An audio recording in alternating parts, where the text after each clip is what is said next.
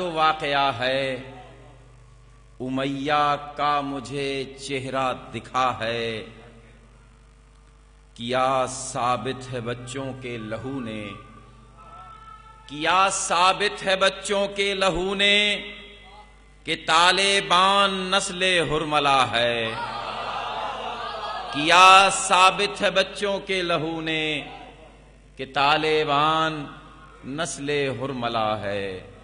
درود پڑھنے محمد و آل محمد کی بارگاہ میں۔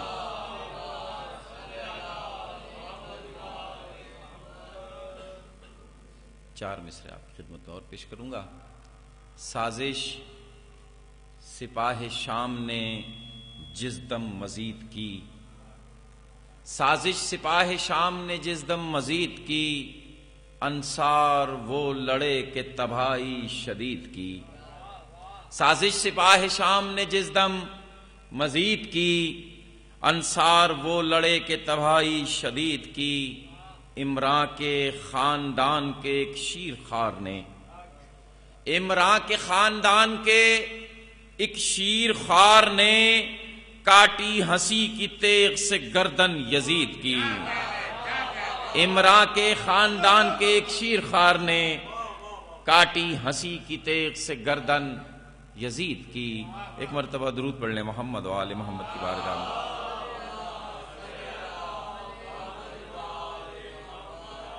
جو خود کو خاک نجف میں ملا کے خاک کرو، جو خود کو خاک نجف میں ملا کے خاک کرو، تبھی تو ہاتھ پہ آتش اٹھا کے خاک کرو۔ جو خود کو خاک نجف میں ملا کے خاک کرو، تبھی تو ہاتھ پہ آتش اٹھا کے خاک کرو۔ جہاں ولایت حیدر کی کھیتیاں نہ اگیں، جو خود کو خاک نجف میں ملا کے خاک کرو، تبھی تو ہاتھ پہ آتش اٹھا کے خاک کرو۔ جہاں ولایت حیدر کی کھیتیاں نہ اگیں، زمین پہ ایسی زمین کو جلا کے خاک کرو۔ جہاں ولایت حیدر کی کھیتیاں نہ اگیں، جہاں ولایت حیدر کی کھیتیاں نہ اگیں، زمین پہ ایسی زمین کو جلا کے خاک کرو۔ ایک مرتبہ درود پڑھ لیں محمد و آل محمد۔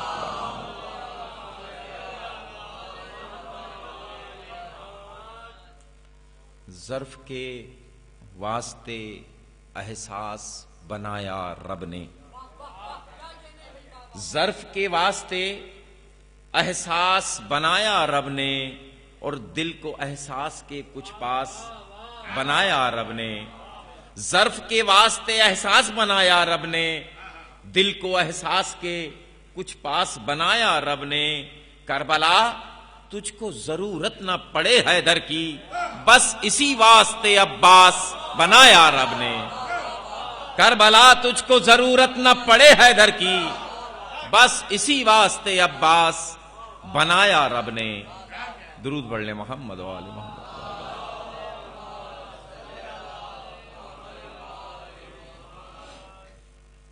سرکار کلام سے چند اشعار آپ کی خدمت پیش کروں گا۔ طرح تھی طرح ہی کلام آپ کے سامنے پیش کر رہا ہوں۔ امام رضا علیہ السلام کی شان میں طرح تھی۔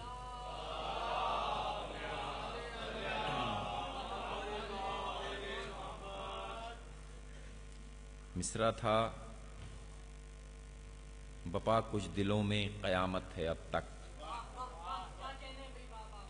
یوں میرے نسب میں طہارت ہے اب تک، یوں میرے نسب میں طہارت ہے اب تک، کہ مولا رضا سے جو الفت ہے اب تک۔ یوں میرے نسب میں طہارت ہے اب تک، کہ مولا رضا سے جو الفت ہے اب تک۔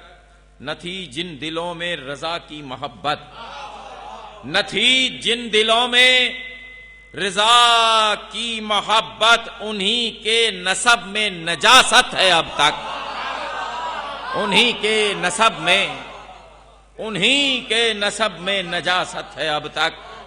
اور پریشان آل نبی کو کیا تھا، پریشان آل نبی کو کیا تھا، ارے یوں ہی تو پریشان امت ہے اب تک۔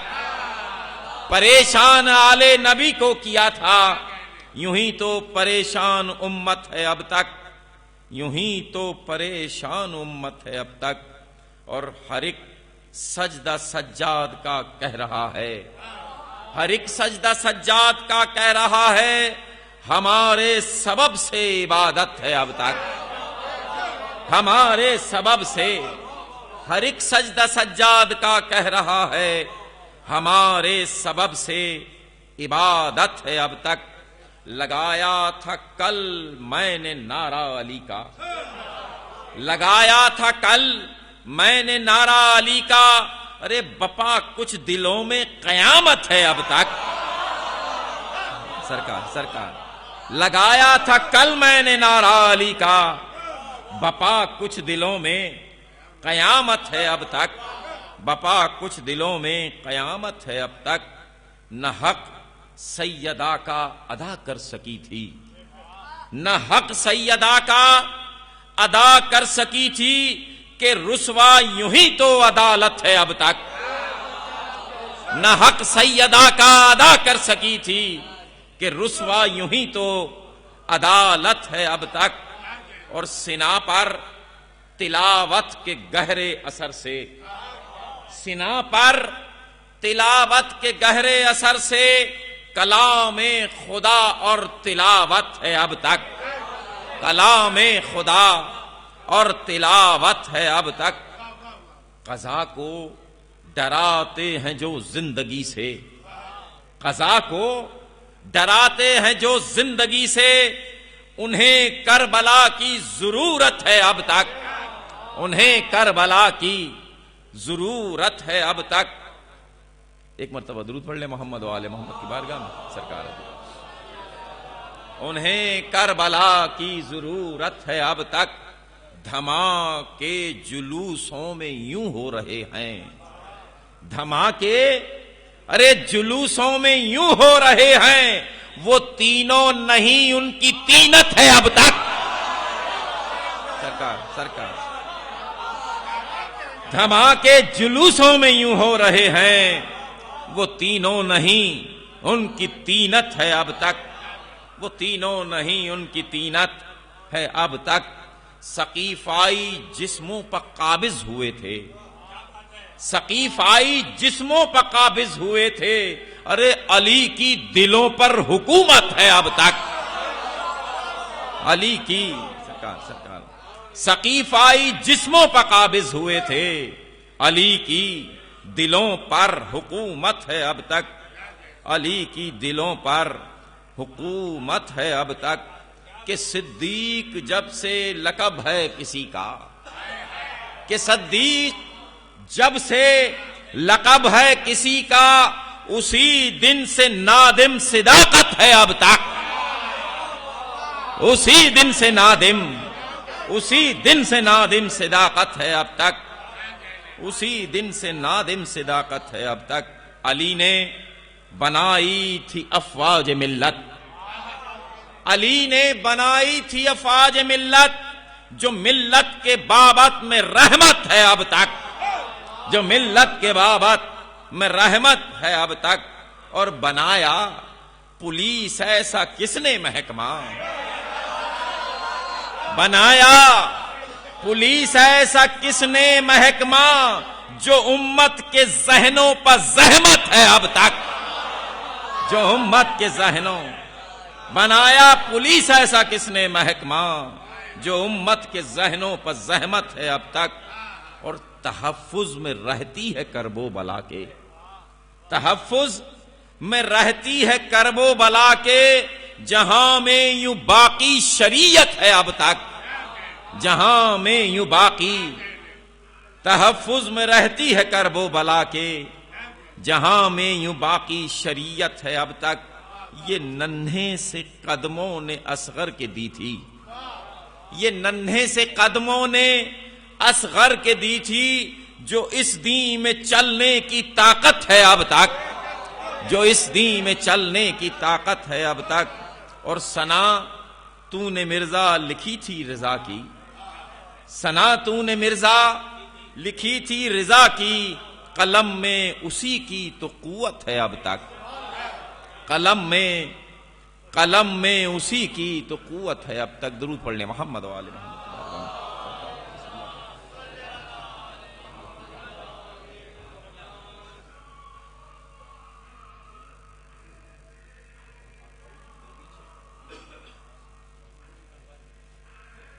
اب ہم حضرت علامہ ڈاکٹر ضمیر اختر نقوی صاحب سے گزارش کرتے ہیں کہ وہ آئیں اور مجلس سے خطاب کریں. بر محمد و آل محمد بلند ترین صلوات.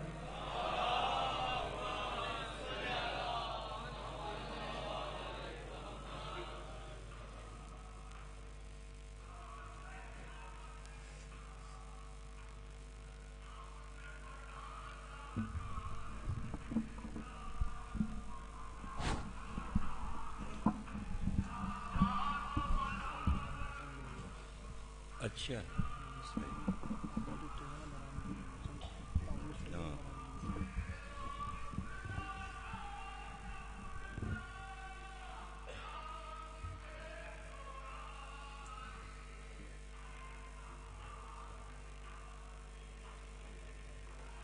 بسم اللہ الرحمن الرحیم.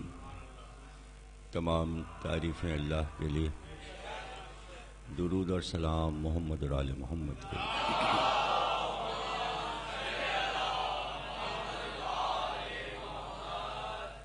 ایک سورہ فاتحہ آپ حضرات پیشاور میں جن بچوں کو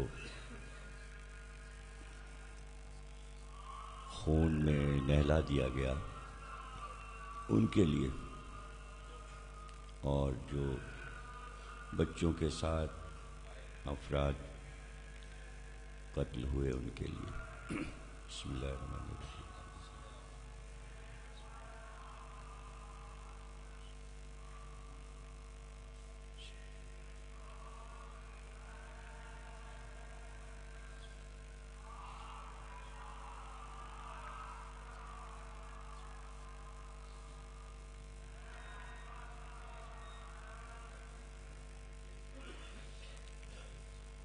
کل کی تقریر اس ذکر پر تمام ہوئی تھی کہ سرکار دو عالم نے ایک چادر میں اہل بیت کو لے کر یہ اعلان کیا کہ یہ میرے اہل بیت ہیں، اور جو ان سے دوستی کرے، جو ان کا دوست اس کو دوست رکھ، اور جو ان کا دشمن ہو ان سے دشمنی کرے اس کو دشمن رکھ.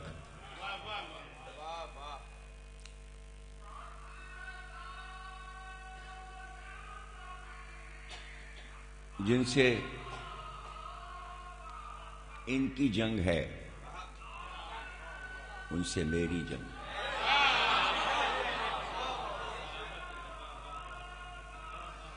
جن سے یہ سلو کریں ان سے میری سلو.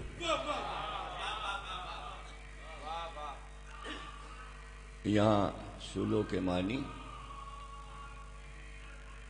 جن سے یہ راضی ہوں،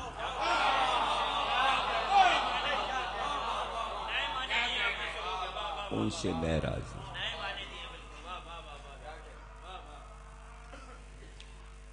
یہ وہ حدیث ہے کہ جو شیعہ اور سنی دونوں کی کتابوں میں ملتی ہے، اور خصوصاً اہل سنت کی کتاب صحیح مسلم میں موجود ہے، اور ترمذی میں شامل ہے، اور امام احمد بن حنبل نے اپنی کتاب مسند میں اس کو لکھا. حدیث کسا یعنی چادر والی حدیث.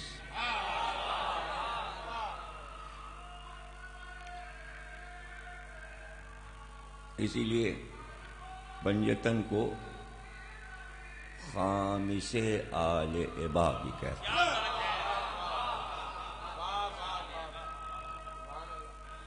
یعنی ابا والے 5 پنجتن پاک، پنجتن 5. اسی حدیث کی وجہ سے یہ سارے القاب اور خطابات کتابوں میں آئے اور اس واقعے پر ہی آیت تھی اتری. عربی میں بہت سے قاعدے اور اصول ہیں اور وہ سمجھیے کہ عجائبات ہیں. ان کو ادب اور زبان کا عجوبہ سمجھنا چاہیے اور وہ ایک کسوٹی ہیں وہ اصول. مثلا عربی میں اس پر بہت زیادہ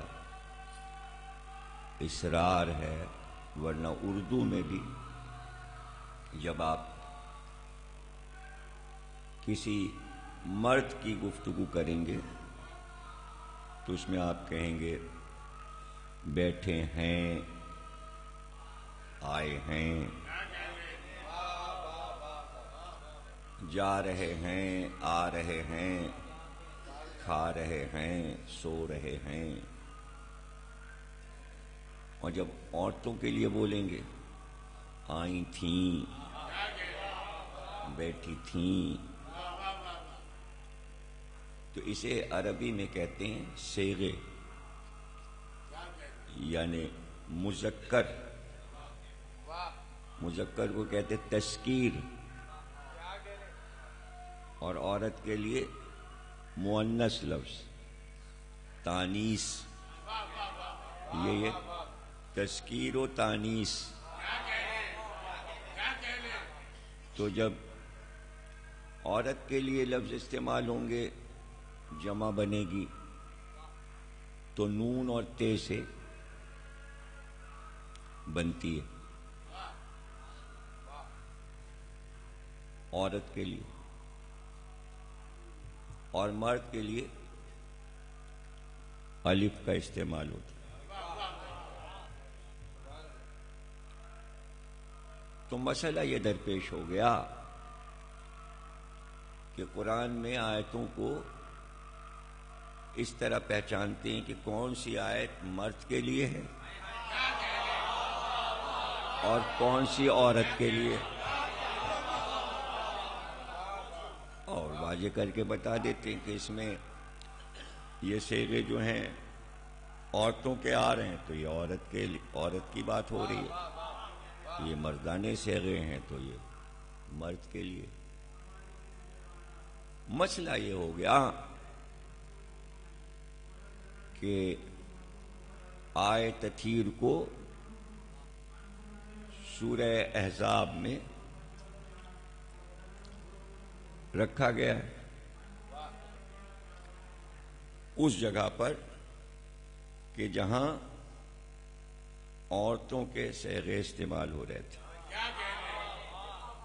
اے نبی کی بیویوں پردے میں بیٹھو اور یہ آداب ہیں اور اس طرح رہو اور اونچی آواز سے بات نہ کرو اور یہ اور یہ اور یہ عورتوں کا ذکر ہو رہا ہے. اور اس کے فوراً بعد آیت تطہیر آ رہی ہے. تو دلیل یہ بنائی گئی کہ عورتوں کی بات ہو رہی تھی اور آئے تطہیر میں جتنے لفظ ہیں سب مرد کے لیے ہیں.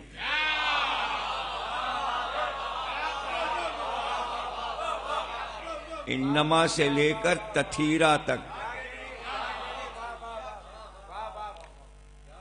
اگر تطہیر ہو تو عورت کے لیے، الف لگا دیا تطہیرہ.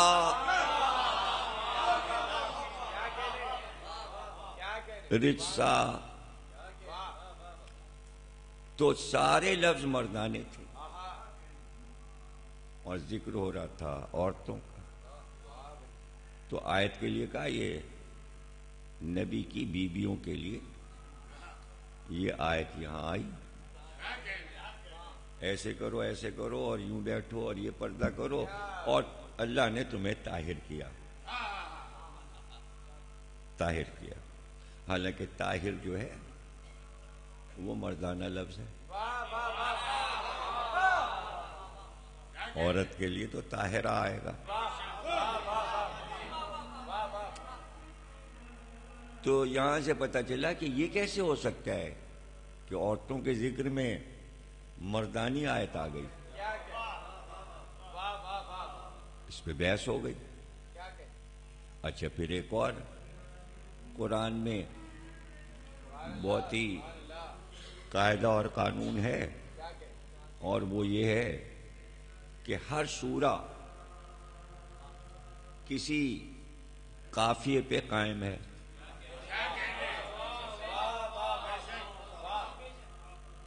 تو سورہ رحمان جو ہے وہ نون کے لفظوں پہ ختم ہوتا ہے. الرحمن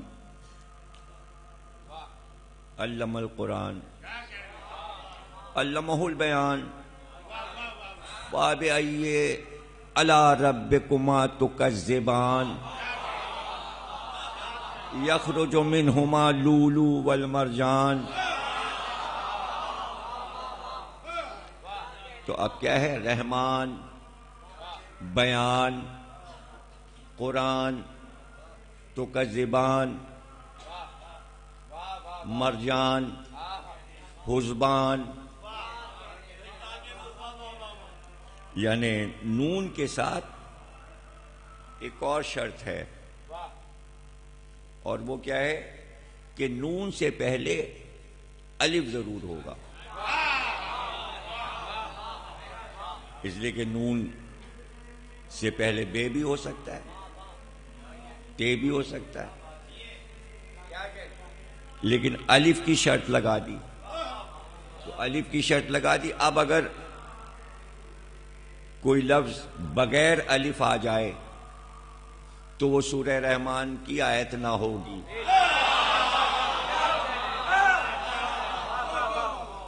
تو اب سورہ احزاب میں جن لفظوں پہ آیتیں ختم ہو رہی ہیں، اگر اس میں الف ہو بھی تو الف سے پہلے رے کی شرط لگا دی. تو پورے سورہ رحمان میں رے اور الف آخر میں نہیں آ رہا، ان کے اپنے لفظ جا رہے ہیں وزن میں سورہ احزاب میں.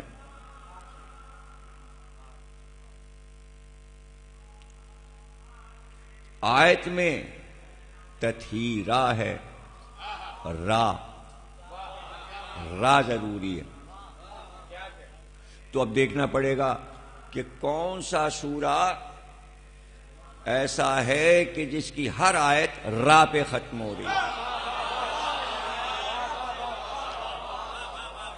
تو وہ ہے سورہ دہر، سورہ انسان، یتیموں و اسیرا، قم تریرا. اب آیا لفظ تطہیرا.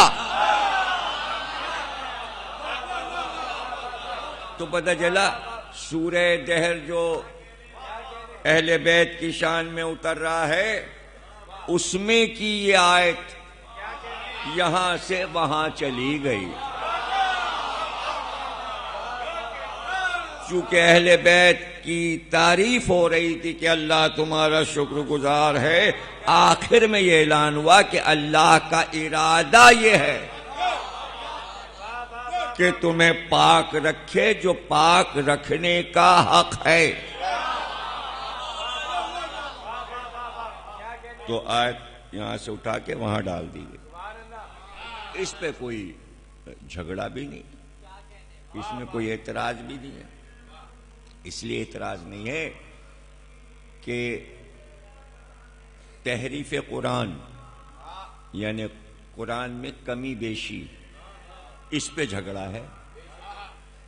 سنی شیعوں کو کہتے ہیں کہ تم کہتے ہو رد و بدل ہوئی ہے، اور شیعہ سنی سے کہتے ہیں کہ قرآن میں رد و بدل ہوئی ہے، اس لیے دونوں پارٹیاں یہ کہتی ہیں رد و بدل نہیں ہوئی۔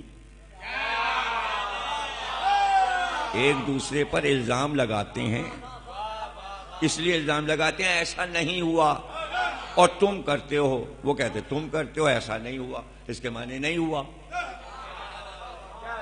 مائنس مائنس مائنس ہے، مائنس مائنس پلس تو نہیں ہو جائے گا نا، نہیں ہے تو نہیں ہے، سمجھ گئے نا آپ۔ لیکن اس پر کوئی اختلاف نہیں ہے کہ قرآن کی ترتیب جو ہے وہ غلط ہے، کہیں کی آیت کہیں جوڑ دی، کہیں کا سورہ کہیں رکھ دیا، اور وہ ایک سامنے کی بات ہے کہ جس میں شیعہ سنی دونوں قائل کہ ہاں بھائی اس میں تو ہے معاملہ، اس میں دونوں میں اختلاف نہیں ہے، یعنی تنزیل قرآن صحیح ہے، جتنا آیا اتنا ہے، جتنا اترا اتنا ہے، ترتیب الٹ پھیر ہو گئی ہے، اس کو شیعہ بھی مانتا ہے، سنی بھی مانتا ہے، اور کوئی کم عقل اگر کہہ دے کہ نہیں ایسا نہیں ہے، مثلا اگر آپ کہہ رہے ہیں اور سامنے کوئی کم عقل بیٹھا ہے اور وہ کہ نہیں ایسا نہیں ہے، تو بہت آرام سے آپ کہہ سکتے ہیں کہ پہلی وحی کیا ہے، سامنے والا کہے گا اقرا، تو اقرا تو 30ویں پارے میں ہے، بالکل آخر میں، اور شروع میں ہے سورہ بقرہ، تو پہلی وحی کو سب سے پہلے ہونا چاہیے تھا، پتہ چلا ترتیب تو غلط ہے۔ اچھا اس طرح بھی دیکھ لیجئے، ہر سورے پہ لکھا ہے مکی مدنی مکی مدنی، تو ساری مکی آیات اور سورے پہلے ہوتے، یہاں یہ کبھی مکی آ گئی کبھی مدنی آ گئی، کبھی مکی آ گئی کبھی مدنی آ گئی، تو ایسے کھول کے دکھا دیجئے، یہ کیا بھائی مکی کے بعد مدنی اور مدنی کے بعد مکی، اور یہ کیا ہے، تو ترتیب تو الٹ پھیر ہے نا، تو جب الٹ پھیر ہے تو آئے تطہیر بھی سورہ دہر سے اٹھا کر سورہ احزاب میں رکھ دی گئی، وہ وہاں کی نہیں ہے۔ اچھا اب صحیح مسلم میں جو ذکر ہے اس واقعے کا، تو اگر ترتیب آپ دیکھیں تو صرف ہر واقعے پر ہر حدیث پر ایک غور و فکر کرنا چاہیے کہ کیا بات تھی کہ سب کو چادر میں جمع کیا، کیا ضرورت پڑ گئی تھی، اور اگر یہی اعلان کرنا تھا یہ میرے اہل بیت ہے، اس سے پہلے ہو جاتا، یہ واقعہ بہت پہلے ہو چکا ہوتا، اتنی دیر میں کیوں ہوا؟ لیکن جس دن ہوا ہے وہ ضرورتاً ہوا ہے، اب وہ میں آپ کو بتا دیتا ہوں تاکہ بات واضح ہو جائے کہ جب آیت آئی کہ فمن حاجکا، اب جھگڑا مت کرو، اب جھگڑے کی ضرورت نہیں ہے، فمن حاجکا فیہ من بعد ما جاءک من العلم، اب علم آ چکا، علم آنے کے بعد جھگڑا نہیں کرو، تو پہلی دلیل تو یہ بنی کہ جہاں علم ہوتا ہے وہاں جھگڑا نہیں ہوتا، حاجکا کے معنی ہے جھگڑا کرنا، فمن حاجک فیہ من بعد ما جاک من العلم فقل تعالوا ندعو ابنانا و ابناکم نسانا و نساکم انفسنا و انفسکم ثم نبتہل فنجل لعنت اللہ علی الکاذبین. تو بس لاؤ، جھگڑا مت کرو، اپنے بیٹوں کو لاؤ، ہم اپنے بیٹے لائیں، تم اپنی عورتوں کو لاؤ، ہم اپنی عورتوں کو لائیں، تم اپنے نفسوں کو لاؤ، ہم اپنے نفسوں کو لائیں، اور ہم پھر خدا کی بارگاہ میں گڑ گڑائیں، اور پھر اللہ کی طرف سے جھوٹے پر لعنت آ جائے. یعنی لعنت بشکل عذاب آ جائے. تو اب یہ آیت آئی. یہ آیت کیوں آئی؟ یہ آیت اس لیے آئی کہ نجران کے عیسائی آئے ہوئے تھے مدینے، اور وہ کہہ رہے تھے کہ رسول اللہ کے سامنے بیٹھ کے کہہ رہے تھے کہ عیسیٰ خدا کے بیٹے، مریم روح القدس یعنی جبریل اور عیسیٰ یہ تین ملتے ہیں تو خدا بنتا ہے. تو رسول اللہ نے کہا نہیں، ایسا تو نہیں، عیسیٰ خدا کے بیٹے نہیں. انہوں نے کہا ہے. تو سورہ آل عمران کی آیتیں ہیں یہ جو پہلے پڑھی، وہ بھی سورہ آل عمران میں، اور یہ بھی اللہ نے کہا کہ ان سے کہو، پوچھو ان عیسائیوں سے کہ کیوں عیسیٰ خدا کے بیٹے کیوں؟ عیسائیوں نے کہا اس لیے کہ باپ نہیں. پھر آیت آئی جبریل لے کے آئے، ان سے کہو کہ اگر باپ نہ ہو تو وہ خدا کا بیٹا ہوتا ہے. تو آدم کے تو نہ باپ نہ ماں، تو وہ تو پہلے اللہ کے بیٹے ہوئے. وہ پھر بھی نہیں مانے. جب نہیں مانے تب یہ آیت آئی جھگڑا مت کرو. فمن حاجک فیہ من بعد ما جاک من العلم فقل تعالوا ندعو ابنانا و ابناکم. اب جلال ابھی تک سمجھایا جا رہا تھا، جب ضد کی نہیں ماننے کو تیار ہوئے تو جلال آ گیا. تو آخری منزل کیا ہے؟ آخری منزل ہے مباہلہ، یعنی اللہ پہ چھوڑ دو، جو جھوٹا ہو اس پر لعنت آئے. یہ دین کا ایک طریقہ ہے کہ پہلے سمجھایا جائے، بات نہ مانے تو پھر تلوار نہیں بلکہ اللہ کی بارگاہ میں دعا مانگو کہ کون حق پر ہے، کون حق پر ہے. تو لاؤ بیٹوں کو لاؤ. اب اللہ کہہ رہا ہے، اللہ کہہ رہا ہے کہ ہم اپنے بیٹوں کو لاتے ہیں، تم اپنے بیٹے لاؤ. اگر سچے ہو اپنی عورتیں لاؤ، ہم اپنی عورتیں لاتے ہیں.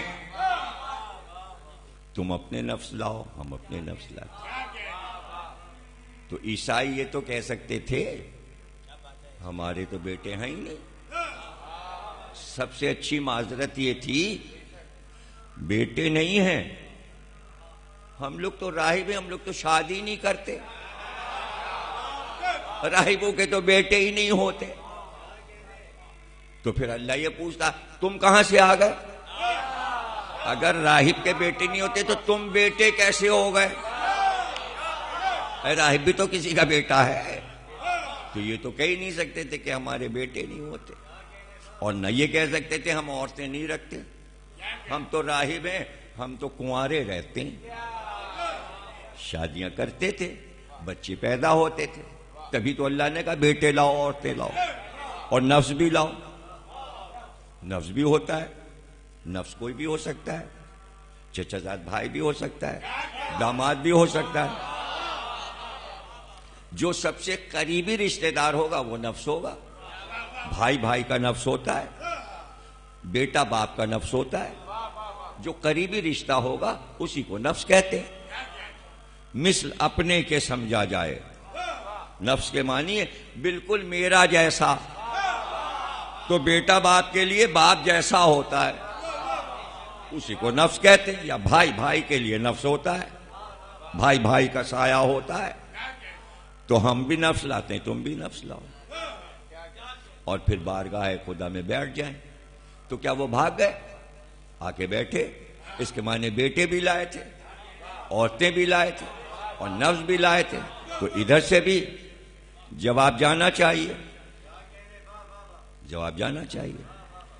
تو اب اللہ نے کہا پیغمبر سے کہ ان سے کہہ دیجئے بیٹے لائیں, عورتیں لائیں, نفس لائیں, اور پھر ہم بھی آتے ہیں مقابل میں, اور کہہ دیجئے. بات ہو گئی.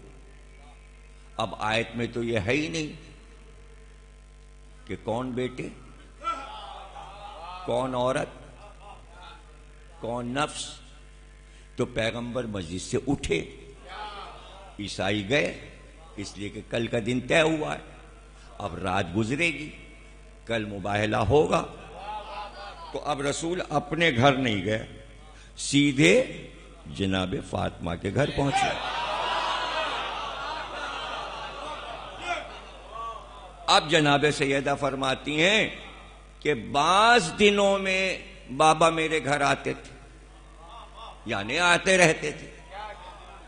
بعض الایام حدیث جیسا شروع ہو رہی ہے. تو وہ فرماتی ہیں کہ دروازہ کھلا اور رسول اللہ داخل ہوئے, اور آتی کا فاطمہ تم پر سلام. اب یہ سلام کا طریقہ ہے, جو مہمان آئے گا وہ گھر والے کو سلام کرے گا. تو رسول نے فاطمہ پہ سلام کیا. بی بی کہتی ہیں مجھ پہ سلام. میں نے کہا بابا آپ پر بھی سلام,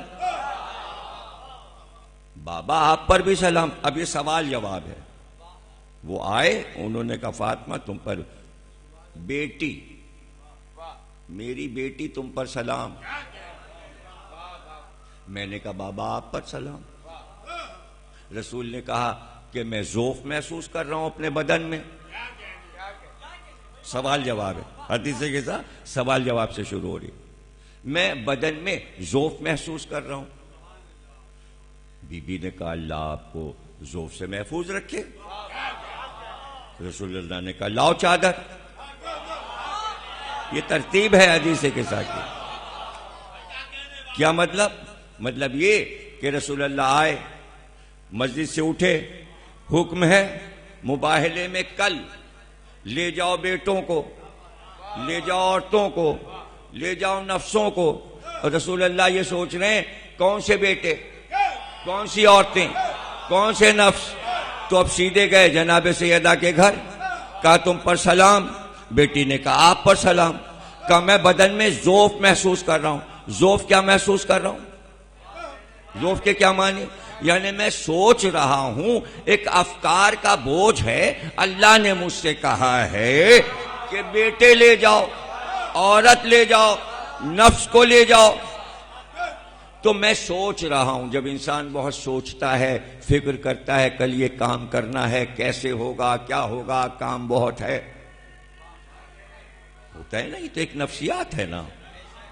تو اس میں تو بتایا نہیں گیا, نام وام تو ہے نہیں. تو سوچ رہے ہیں. سوچ, افکار. ذوف بیماری نہیں. اگر آپ سوچ رہے ہیں اور فکر ہے تو لوگ یہ کہ کیوں فکر مند ہیں, کیا سوچ رہے ہیں آپ, کچھ پریشانی ہے آپ کو. تو یہ تینوں لفظ کیا سوچ رہے ہیں, کس سوچ میں ہیں, کیوں پریشان ہیں, یہ سارے لفظ بیماری نہیں ہیں.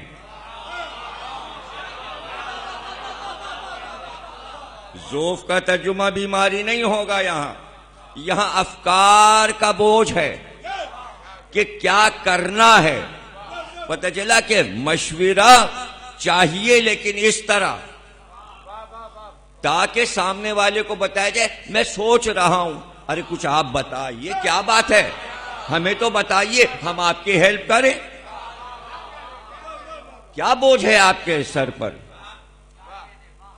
آپ ہمیں بتائیے، ہم آپ کی مدد کریں۔ اچھا صاحب بتا دیجئے، ٹھیک ہے ہم آپ کی ہیلپ کریں گے، مدد کریں گے۔ یہ ہے حدیث قصہ، اس کا نام ہے حدیث قصہ۔ میں ذوف محسوس کر رہا ہوں۔ بی بی نے کیا کہا؟ اللہ آپ کو ذوف سے محفوظ رکھے۔ اس کے معنی ذوف نہیں ہے، اللہ محفوظ رکھے ہوئے ہے۔ اب اس کا جواب پیغمبر نے کیا دیا؟ بی بی نے دعا دی، اللہ آپ کو ذوف سے محفوظ رکھے۔ پیغمبر نے کیا کہا؟ پیغمبر نے کیا کہا؟ لاؤ چادر۔ نہیں، پھر سے سمجھ لیجئے، پیغمبر آئے، بیٹی تم پر سلام۔ میں نے کہا بابا آپ پر سلام۔ پیغمبر نے کہا میں بدن میں ذوف محسوس کر رہا ہوں، جسم میں نہیں، بدن میں۔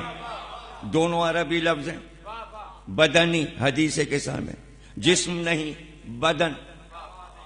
جسم کیا ہے؟ سر سے پیر تک جسم ہے، بدن گردن سے لے کے پیر تک۔ سر کو ہٹا کر کہا ذوف محسوس کر رہا ہوں۔ اگر سر بھی ذوف میں آ جائے تو دماغ کا ذوف جو ہے ہذیان کا الزام ثابت ہو جائے۔ دماغ میں ذوف نہیں، دماغ میں ذوف نہیں، بدن بدن بدن میں ہے دل۔ دل ہے تو کہتے ہیں میرا دل ذرا اضطراب میں ہے، میں فکر مند ہوں۔ فکر یہاں ہے، دل اضطراب میں ہے۔ میں یہ سوچتا ہوں کہ ایسا کروں، میرے دل میں یہ بات آئی کہ میں ایسا کروں۔ سوچ یہاں ہے، فیصلہ دل کا۔ یہ دل کا فیصلہ کیوں ہوتا ہے؟ بات دماغ سے کی جاتی ہے، فیصلہ دل سے کروایا جاتا ہے۔ اس لیے کہا فاطمہ میرا دل ہے۔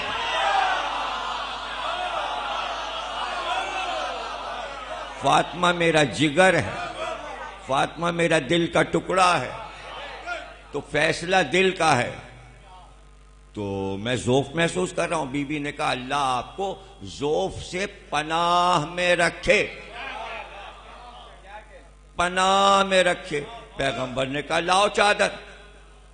کہتی میں چادر لائی، لے آئی، کہا مجھے اڑا دو۔ رسول اللہ لیٹے، میں نے چادر اڑا دی۔ پھر فرماتی جب چادر اڑا دی تو میں نے دیکھا چادر میں نے سر سے اڑائی تھی، لیکن چادر کے اندر سے میں نے دیکھا پیغمبر کا چہرہ 14ویں کے چاند کی طرح روشن تھا۔ تو پیغمبر نے کہا میں ذوف محسوس کر رہا ہوں۔ جناب سیدہ نے کہا اللہ آپ کو اپنی پناہ میں رکھے۔ پیغمبر نے کہا لاؤ چادر، مجھے اڑاؤ۔ پناہ کے کیا معنی ہے؟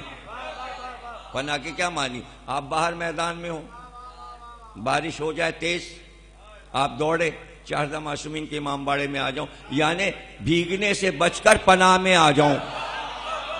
پناہ کہتے ہیں کسی جگہ سے ہٹ کر کسی ایسی دھوپ بہت تیز ہے، اچھا سائے میں آ جائیے، یہ پناہ ہے۔ ہر انسان وقت ضرورت پناہ ڈھونڈتا ہے۔ پیغمبر نے کہا ذوف محسوس کر رہا ہوں۔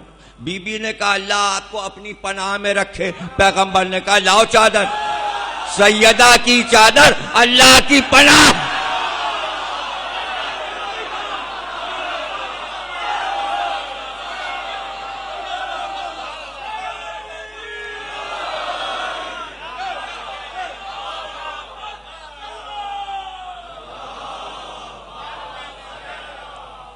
ارے جو چادر پیغمبر کی پناہ بن جائے تو امت کے لیے نہیں بنے۔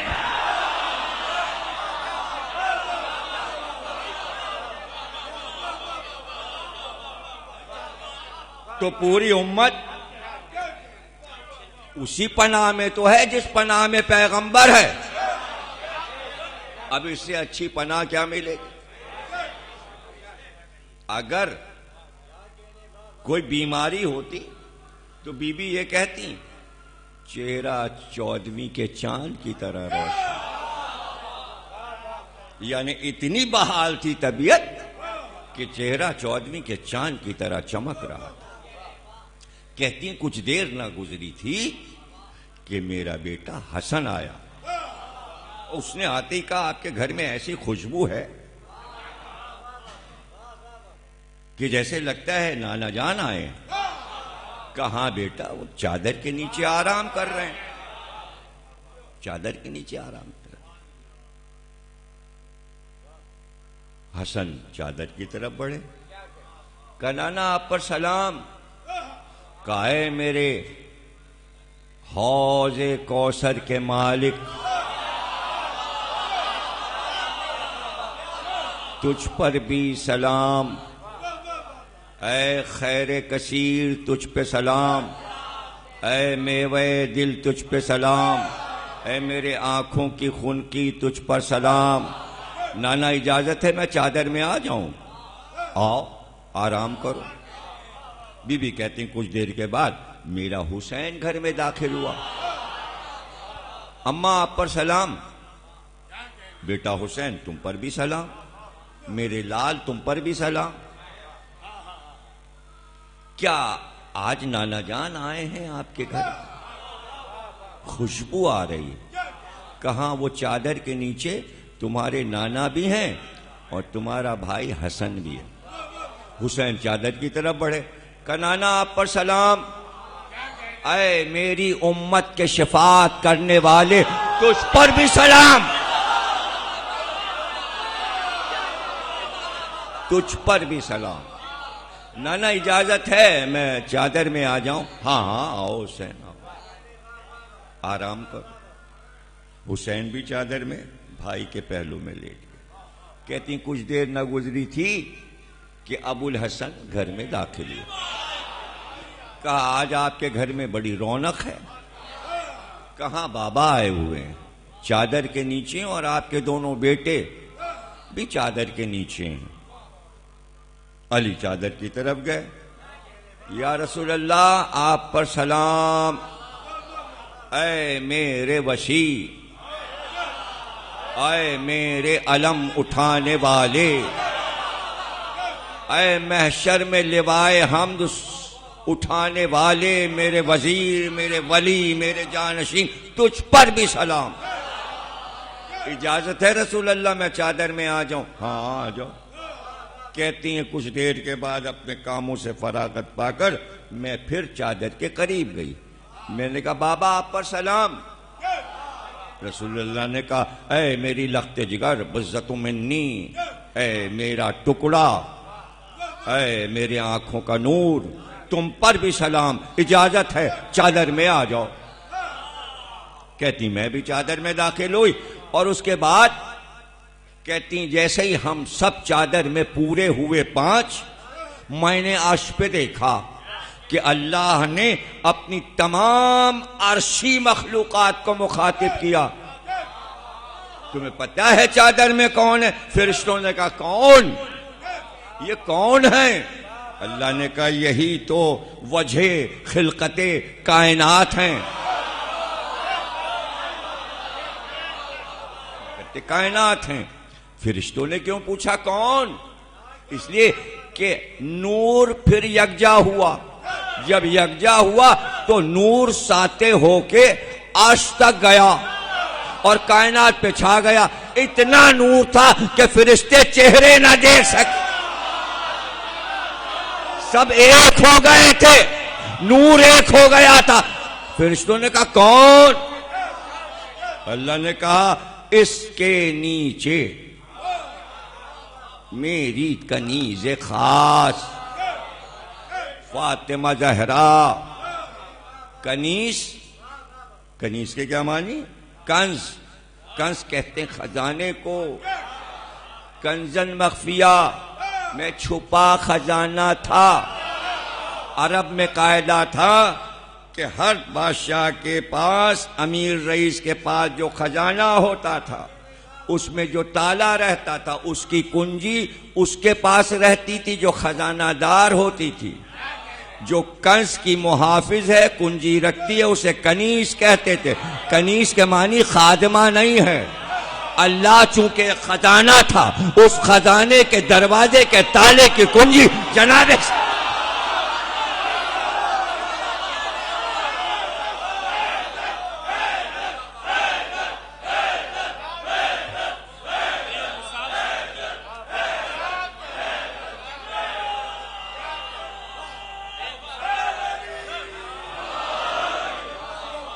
میری کنیز خاص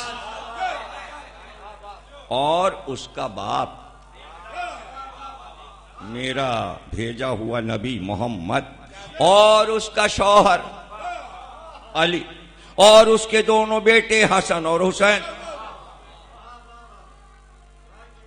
تو پھر اللہ نے کہا اے میرے فرشتوں، ملائکہ، عرش کے بسنے والوں، یہ زمین، یہ آسمان، یہ باغ، یہ فضا، یہ ہوا، یہ آفتاب، یہ مہتاب، یہ دریا میں چلتی کشتیاں نہیں بنائے میں نے مگر ان کے لیے۔ یہ نہ ہوتے تو کچھ نہ ہوتا۔ یہ جناب سیدہ بیان کر رہی ہیں۔ ابھی یہ گفتگو تمام نہ ہوئی تھی کہ جبریل آئے اور کہا آپ پر سلام یا رسول اللہ۔ کہا آخر جبریل تم پر بھی سلام۔ 19 سلام ہیں حدیث کے سامنے، تم پر بھی سلام۔ اجازت ہے میں آ کر آپ کا چھٹا بن جاؤں، 5 کا؟ کہا جاؤ۔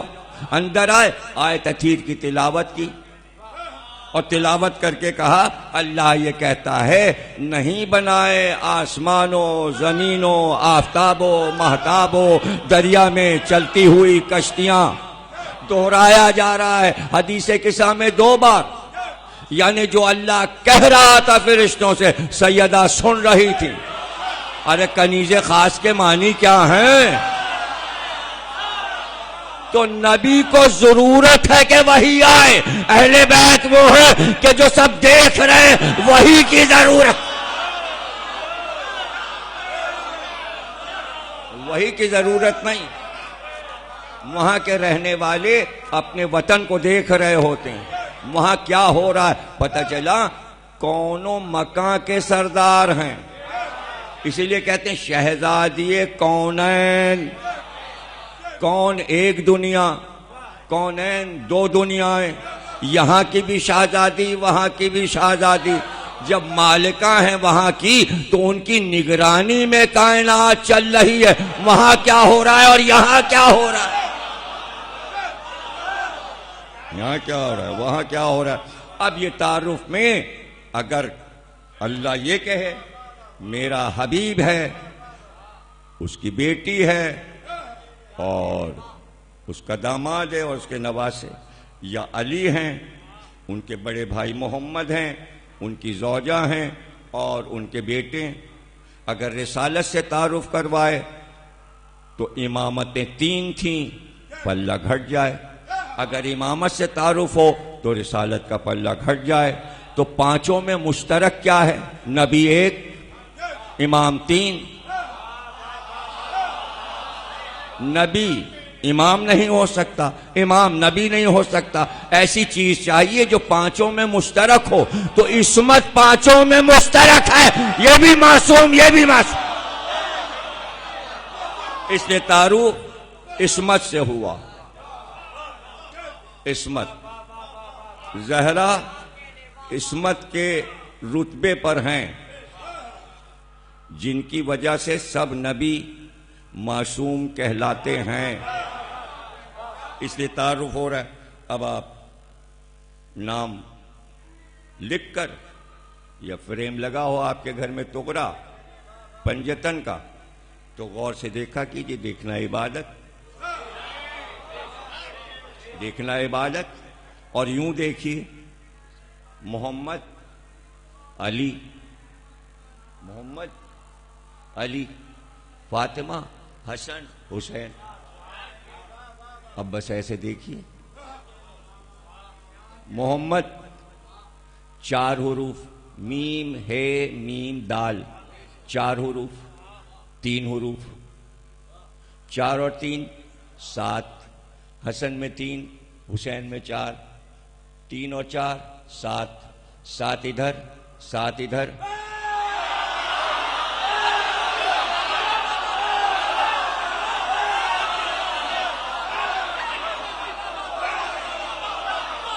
فاطمہ نہ ہو تو پلہ برابر نہ ہو۔ فاطمہ کو میزان قرآن بھی کہتے ہیں، میزان ترازو کو کہتے ہیں۔ فاطمہ نے بیچ میں رہ کر پلہ برابر۔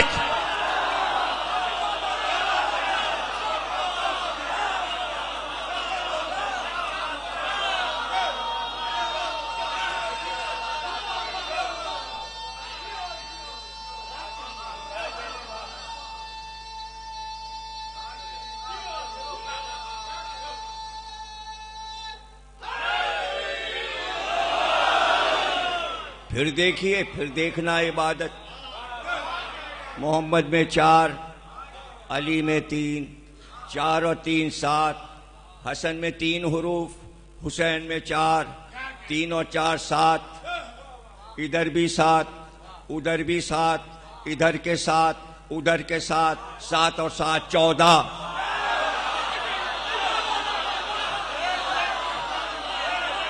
7 اور 7 14۔ فاطمہ میں 5، محمد میں 4، علی میں 3، 7 اور 5 12، 7 اور 5 12، ادھر بھی 12 ادھر۔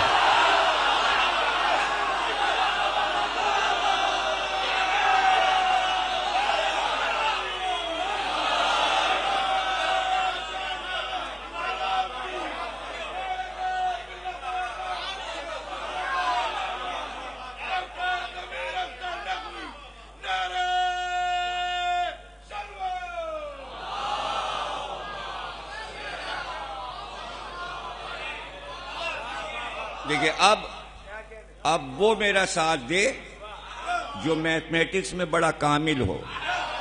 یہ تو آسان آسان سوالات تھے جو جلدی سے حل ہو گئے، اب مشکل۔ بسم اللہ الرحمن الرحیم، بے، سین،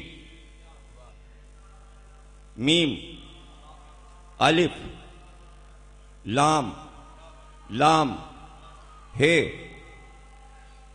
الف، لام، رے،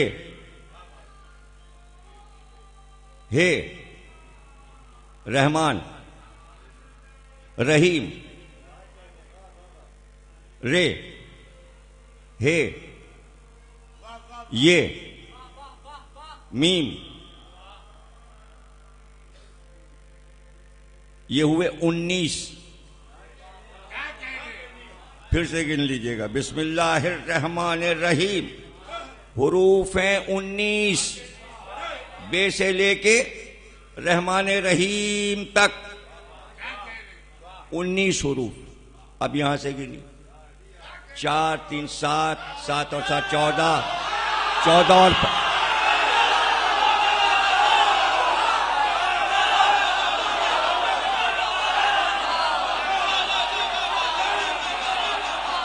قرآن شروع ہو رہا ہے 19 سے۔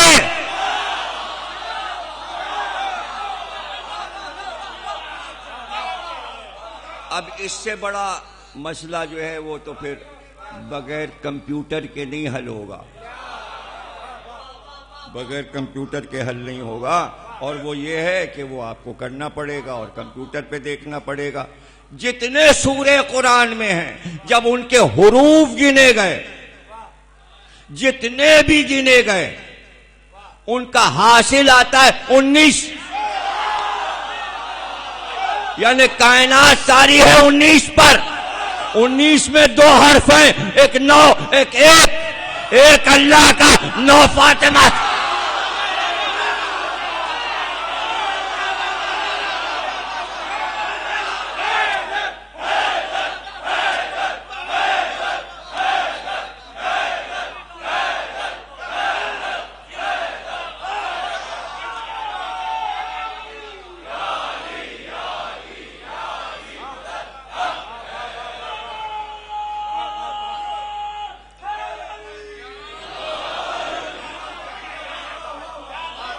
اب فرماتے ہیں رسول اللہ اللہ نے کائنات پہ نظر ڈالی اور دنیا میں ملک عرب کو چنا، ملک عرب میں مکے کو چنا، پھر مدینے کا انتخاب کیا، مدینے میں پھر مسجد نبوی کا انتخاب کیا، مسجد نبوی میں پھر حجرہ فاطمہ کا انتخاب کیا، پھر حجرہ فاطمہ میں حجرہ خاص کا انتخاب کیا، اور اس حجرے میں جب رسول اللہ آ گئے تو پھر ایک اور مکان بنا، بلکہ ایک خیمہ بنا چادر کا۔ جب اس چادر میں آ گئے تب کہا یہ اہل بیت ہے، جو چادر سے باہر ہے وہ اہل بیت نہیں۔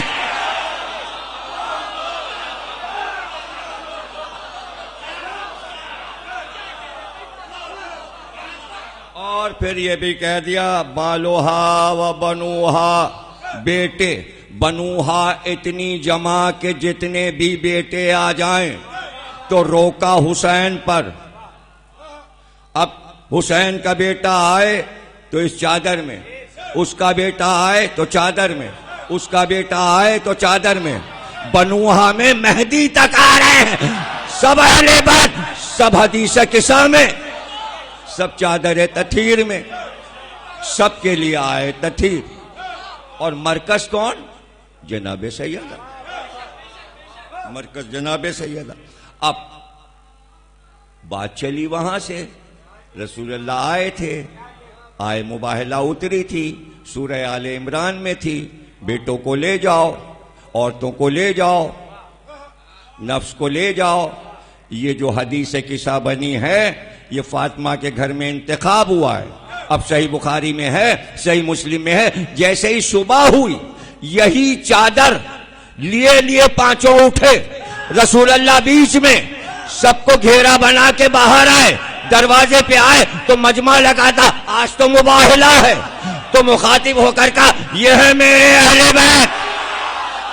آیت نے آواز دی ابنانا و ابناکم، یہ دو بیٹے جا رہے ہیں، نسانا صرف ایک عورت جا رہے، انفسنا صرف ایک نفس جا رہا ہے۔ اور چلے تو مباہلہ، سورہ دہر، آئے تطہیر کا نزول، حدیث قصہ، سب آپس میں جڑے ہوئے ہیں، یہ ساری فضیلتیں ایک ساتھ ہیں۔ تو وہ جو حکم تھا وہ کامل ہو گیا، وہ مسئلہ حل ہو گیا۔ کتنے بیٹے، کتنی عورتیں، نسانا، لیکن نساکم اب کیسے معنی سمجھتے؟ نسانا اس عورت کو کہتے ہیں عرب میں، نسانا وہ عورت ہے جو ایک ہی وقت میں کسی کی بیٹی ہو، کسی کی بیوی ہو، کسی کی ماں ہو۔ سیدہ مدینے میں واحد تھی جو نبی کی بیٹی تھی، علی کی زوجہ تھی، حسن حسین کی ماں تھی۔ بیویاں اس لیے نہیں جا سکتی کہ بیٹی ہے، بیوی ہے، ماں کسی کے۔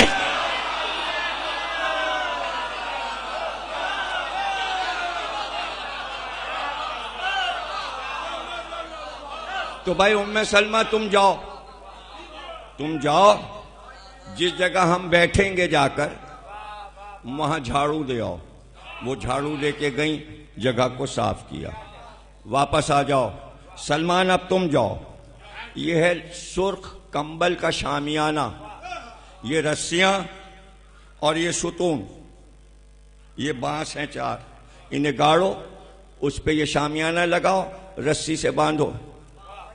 شامیانہ لگ گیا، تیاری دیکھیے، وہ بغیر تیاری بیٹھے ہوئے ہیں، یہاں باقاعدہ تیاری ہوئی۔ اب چلے رسول اللہ، تطہیر بھی آ چکی، سورہ دہر بھی آ چکا، شکریہ بھی ہو چکا، انتخاب بھی ہو چکا، کون جائے گا؟ یہ ساری تیاری ایک بات کی ہے، جھوٹوں پہ لعنت کرنا۔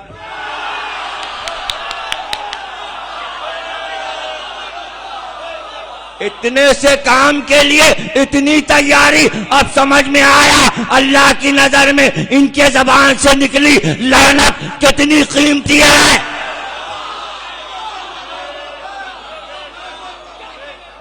کتنی قیمتی ہے۔ اب مجمع پورا آگے بڑھ نہیں سکتا، دور سے تماشا دیکھے، آگے نہیں بڑھ سکتے. گھر سے چلے، آگے رسول، پیچھے فاطمہ. چادر وہی چادر جو 5 کو لیے تھی، اب وہ 1 کے سر پہ آ گئی. اب وہ فاطمہ اوڑھے ہوئے اور اس چادر میں چھپی ہوئی ہیں جو ابھی تک رسول کی پناہ گاہ، جو علی اور حسن اور حسین کی پناہ گاہ، وہ چادر سیدہ کے سر پر ہے. اب یہ چادر کہاں جا رہی ہے؟ مسئلہ کیا ہے؟ مسئلہ ہے خدائی کا. عیسائی کہہ رہے ہیں نا تو پورا خاندان ہے، 3 ملے تو خدا بنتا ہے. خدا یہاں پر پریشان، اچھا میں 3 سے مل کے بنا ہوں اور میرا خدا بھی ہے اور میرا بیٹا بھی ہے. کتنے مسائل ہیں. جانے جھوٹ پہ جھوٹ بولا جا رہا ہے، جھوٹ پہ جھوٹ بولا جا. کوئی تو سچا آئے. قرآن نے آواز دی کونوا مع صادقین، سچوں کے ساتھ ہو جاؤ. لوگوں نے پوچھا بھی نہیں سچے کون ہیں. اللہ نے کہا آج تعارف ہو جائے کہ تمہیں رہنا کس کے ساتھ ہے. جو سچا ثابت ہو جائے اس کے ساتھ رہنا. تو اب 5 ہیں جو جا رہے ہیں صادقین بن کے، ان کے ساتھ رہنا ہے قیامت تک. اس لیے کہ اللہ نے یہ نہیں کہا جھوٹ نہ بولا کرو. کہیں قرآن میں یہ آیت نہیں ہے کہ جھوٹ نہ بولا کرو. یہ دنیا کا سب سے مشکل کام ہے. سارے کام ہو سکتے ہیں، سچ بولنا سب سے مشکل کام ہے. سب سے مشکل کام. پورا عرب نہ بول سکا کہ یزید فاسق و فاجر ہے. بیعت کر کر کے سب جھوٹ بول رہے تھے. سچ بولنا کتنا، ایک حسین نے سچ بولا یہ فاسق و فاجر. کتنا مشکل ہے سچ بولنا. جھوٹ تو سبھی بول لیتے ہیں. تو بھائی سچ بولنا مشکل، جھوٹ بولنا آسان. منع کیا نہیں اس لیے کہ 24 گھنٹے آدمی جھوٹ بولتا ہے اور مسلمان تو شدت سے بولتے تھے. اگر منع کر دیں گے تو گناہگار ہو جائیں گے. پابندی کر نہیں سکتے. بار بار جھوٹ بولیں گے کلمہ جو ہے کفر میں بدل جائے گا. بار بار پھر کلمہ پڑھے پھر مسلمان، ارے جھوٹ بول دیے، ارے جھوٹ بول دیے. تو کہا دیکھو اچھی بات یہ ہے جھوٹ بولو، لیکن شرافت کی نشانی یہ ہے سچوں کے ساتھ ساتھ رہا کرو. لوگ سمجھیں گے یہ بھی سچا ہے. ہم آج تک سچوں کے ساتھ ہیں. ہم آج تک سچوں کے ساتھ ہیں. اس لیے کہ یہاں جھوٹ اور سچ کا مسئلہ ہی نہیں ہے.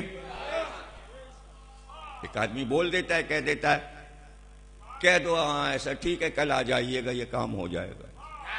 ہوا ہوا، نہیں ہوا نہیں ہوا. ہم اس کے ساتھ ہیں جو کہہ دے وہ ہو جاتا ہے.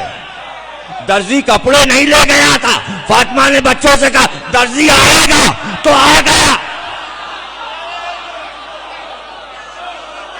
اس لیے ہم ساتھ ہیں. یہ کچھ کہہ دیں گے نا ہمارے لیے ذرا سے بھی کہہ دیں گے ہو جائے گا.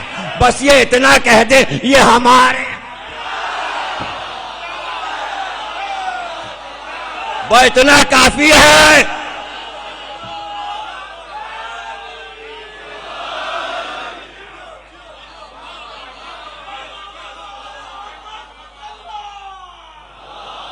بھائی اتنا کہہ دیں یہ ہمارے. اس لیے ہم ساتھ ساتھ ہیں. ہم کہیں اور جاتے ہی نہیں. ان سے بڑا کون ہے؟ کہاں جائیں کہاں جائیں. تو اب سچے جا رہے ہیں. ان کو یہ بتانا ہے جھوٹا کون. اور صرف جھوٹا نہیں کہنا ہے اللہ کی لعنت تمہارے اوپر.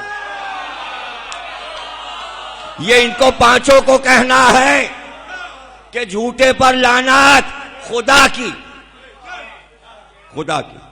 اور یہ چلے آگے رسول، پھر فاطمہ زہرا، پھر علی، حسن سیدھے ہاتھ کی انگلی رسول اللہ کی تھامے ہوئے، حسین گود میں. تو اب اس قافلے میں سب سے آگے کون ہے؟ جو گود میں ہے.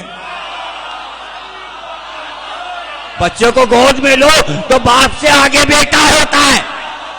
یعنی باپ گود میں لیتا ہی اس لیے کہ بس اب میرے بعد یہی ہے.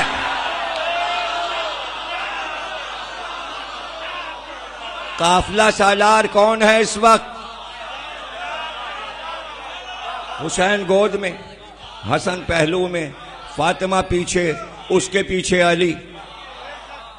اب کہا رسول اور نبی مرد ہو سکتا ہے، عورت نہ نبی ہو سکتی ہے نہ رسول۔ مرد امام ہو سکتا ہے، عورت امام بھی نہیں ہو سکتی، اور بیوی ہیں 14 میں۔ آج بتانا ہے مرتبہ، وہ رسول ہے، یہ امام ہے، یہ بچے بھی امام ہیں۔ آج جانو کہ زہرا کا رتبہ کیا ہے۔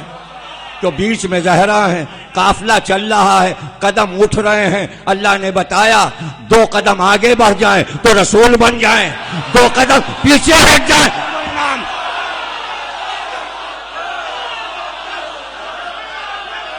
ذرا رتبہ تو دیکھو۔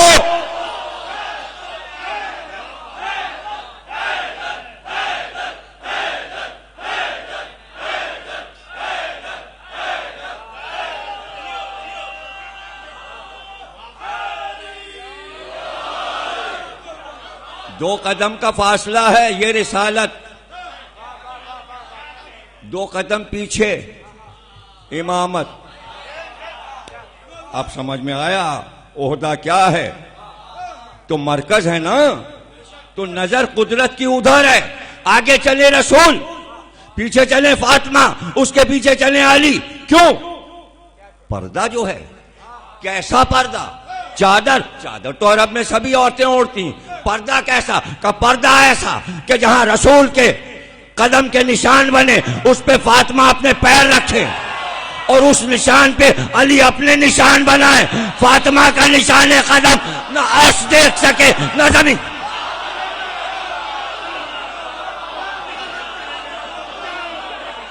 جس کے نشان قدم کا پردہ رسالت و امامت کرتی ہو، تو کسی نے نشان قدم نہیں دیکھا۔ قافلہ پہنچا، ترتیب تھی، آگے رسول، گود میں حسین، پہلو میں حسن، پیچھے فاطمہ، اس کے پیچھے علی۔ لیکن جب وہاں پہنچے تو رسول اللہ بیچ میں بیٹھے، ایک پہلو میں علی کو بٹھایا، ایک پہلو میں فاطمہ کو، پہلو نہیں بلکہ گھٹنوں کے پاس۔ ادھر علی، رسول اللہ ادھر علی، ادھر فاطمہ، ادھر علی ادھر فاطمہ، اور آگے حسن اور پھر حسین۔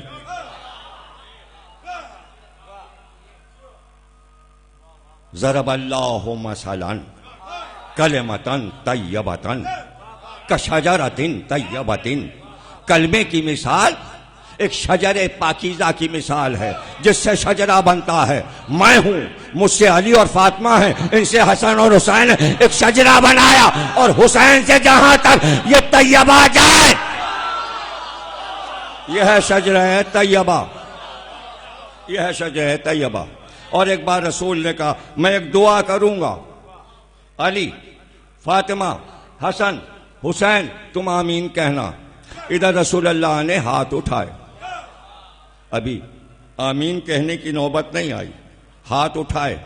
عیسائیوں نے ادھر دیکھا، ادھر دیکھا، وفد نے پریشان، کیا ہوا؟ سورج کو گرہن لگ گیا، یہ تو اندھیرا ہو گیا، زمین ہل رہی ہے، یہ درختوں کو کیا ہوا؟ یہ سارے پرندے گرتے جا رہے ہیں بے جان ہو کے، کیا آفت آ گئی؟ کیا قیامت آ گئی؟ یہ کیا ہوا؟ آثار عذاب آ گئے؟ ابھی تو ان کے ہاتھ اٹھے۔ ایک بار وہیں سے چلائے، ہم نے دیکھ لیا، ہم نہیں کرتے مقابلہ، ہم تو وہ چہرے دیکھ رہے ہیں۔ اگر یہ کہہ دیں تو پہاڑ اپنی جگہ چھوڑ دیں۔ کچھ نہیں سمجھے؟ عیسائی فضائل پڑھنے آئے تھے، اہل بیت، وہ چہرے دیکھ رہے ہیں۔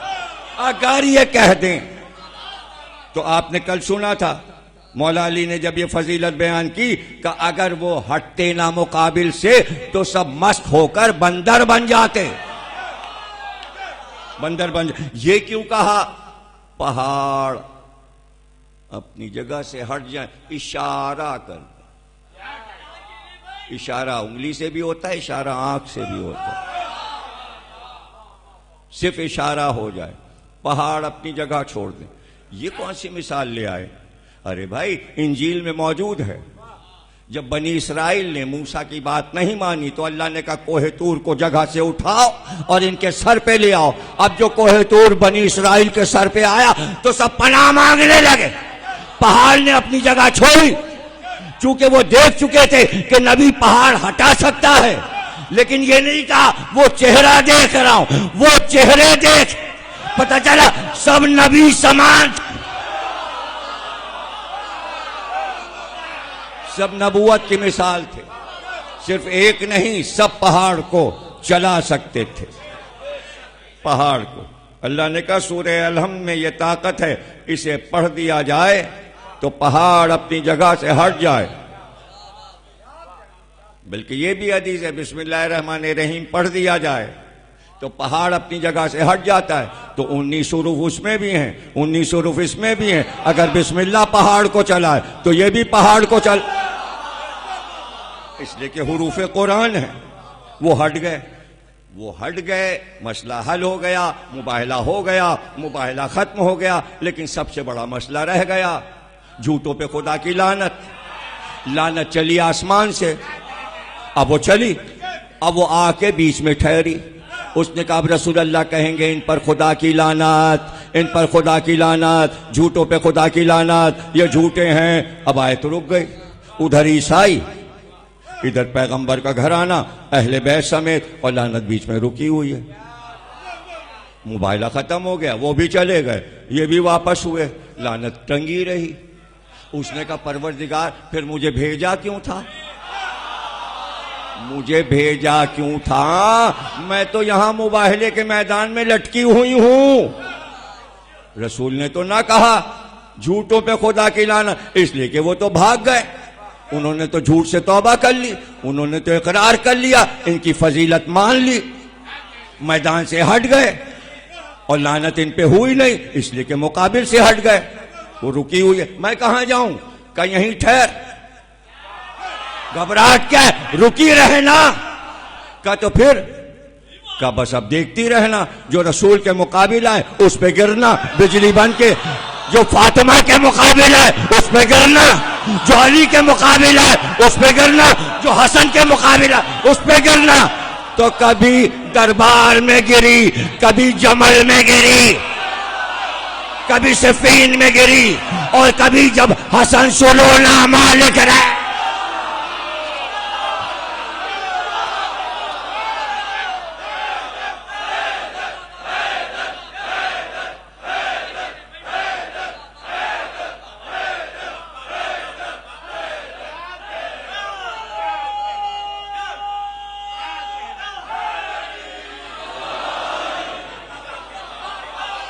آخری منزل کربلا میں آئی، اور وہاں سے اس کا سفر ہے۔ اب کہاں جاؤں؟ کربلا میں تو جھوٹوں پہ میں بجلی گرا چکی، اب کہاں جاؤں؟ کہ اب جہاں جہاں مباہلہ ہو، یہاں 4 آدمی بیٹھ جائیں اور بلائیں آؤ آؤ مقابلے پاؤ، وہیں پہنچ جانا، جہاں سچے بیٹھے ہو رکی رہنا، جھوٹا بھاگے گا اس کا پیچھا کرنا۔ بیٹھے ہیں سچے، بیٹھے ہوئے، اور یہی بات ہو رہی ہے، سچائی کی بات۔ ان کا لفظ رکھ دو صلح، اچھا رکھ دو، صلح کس میں ہوتی ہے؟ صلح بھائیوں میں تھوڑی ہوتی ہے، اس لیے کہ بھائیوں میں جھگڑا ہوتا ہی نہیں، خون ایک ہے۔ باپ بیٹے میں جھگڑا تھوڑی ہوتا ہے جو صلح کرائی جائے، جھگڑا تو دوست اور دشمن میں ہوتا ہے، تو صلح بھی دشمن اور دوست میں ہوتی ہے، دو دوست تھوڑی ہیں، دوست اور دشمن۔ بھائی صلح ہو گئی، کہاں ہوئی؟ کہاں ہوئی؟ تاشقند میں۔ کیا ہوا تھا؟ 65 کی لڑائی۔ کیا دونوں دوست ہیں؟